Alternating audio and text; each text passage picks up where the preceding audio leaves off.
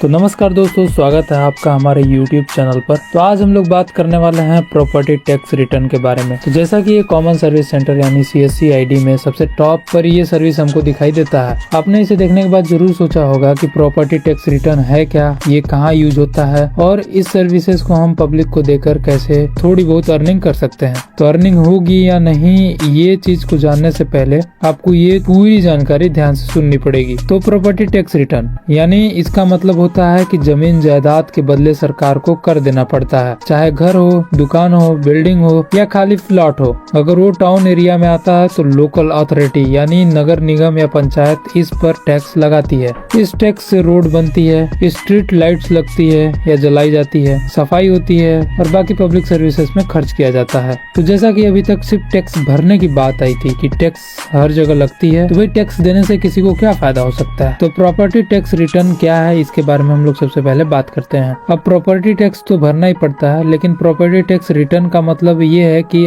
आपने कितना टैक्स भरा, उसकी एक रिपोर्ट फाइल करनी होती है। मतलब इस प्रूफ को दिखाना पड़ता है कि भाई मैंने टैक्स को भर दिया, अब मुझसे कोई जुर्माना मत लेना। ये ज्यादातर बड़े शहरों में जरूरी होता है, जहां ऑनलाइन सिस्टम से ट्रैकिंग किया जाता है और कुछ जगहों पर रिटर्न फाइल न करने पर पेनल्टी भी लगती है, यानी टैक्स भरना जरूरी है। और सबसे बड़ी बात कि टैक्स कौन भर सकता है, तो जिसके पास जमीन जायदाद ज्यादा है, चाहे घर हो या बिल्डिंग हो या फिर कोई सरकारी सर्विसेज को यूज कर रहे हो या सरकार की जो जायदाद है उस पर आप काम कर रहे हो, तो उस कंडीशन में आपको इनकम टैक्स भरना ही पड़ेगा। अब बात आती है कि टैक्स किस टाइप से कैलकुलेट होती है।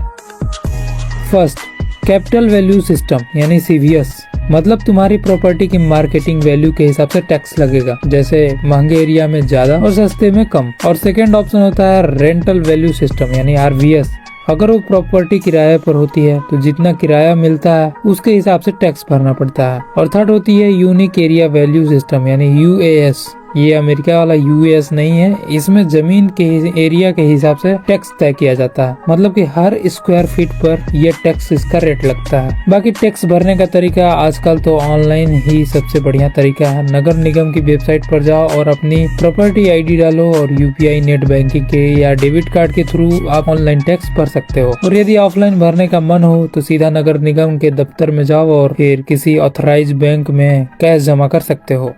अगर बाय द वे कोई पब्लिक मतलब जिनके पास टैक्स देने के लिए मतलब उसकी क्षमता है या फिर ज्यादा अर्निंग कर रहा है और टैक्स नहीं भर रहा है, मतलब कि अगर टैक्स नहीं भरा जाए तो ब्याज और पेनल्टी सूद समेत लगती है। और अगर बहुत टाइम तक टैक्स नहीं दिया तो नगर निगम नोटिस भेज देगा, फिर भी नहीं दिया तो सीधा कुर्की भी हो सकती है, मतलब सरकार तेजी से प्रॉपर्टी को जब्त कर सकती है। अब ऐसा नहीं है कि प्रॉपर्टी टैक्स सबके लिए भरना जरूरी है, ये कुछ लोगों के लिए छूट भी मिलती है। अगर तुम सीनियर सिटीजन हो, बुढ़वा हो, विकलांग हो या स्वतंत्र सेनानी के परिवार हो तो सरकार कुछ डिस्काउंट दे सकती है। और अगर टाइम से पहले भी भर दिया तो कई जगह अर्ली बर्ड डिस्काउंट भी मिलता है। आखिर में प्रॉपर्टी टैक्स देना जरूरी है क्योंकि इससे आपके शहर में कुछ विकास हो सकता है, अगर प्रधान या नगर निगम के जो इंसान हैं वो थोड़े से ठीक ठाक हो तो। अगर रिटर्न फाइल करने में आपको फालतू का झंझट लगता है तो इस झंझट से आपको गुजरना ही पड़ेगा, इसलिए हर साल टाइम से टैक्स भरकर चैन की नींद ले सकते हो। If you listen my word carefully, then your responsibility, hit the bell icon. When you subscribe, you will be notified every time I'm on YouTube.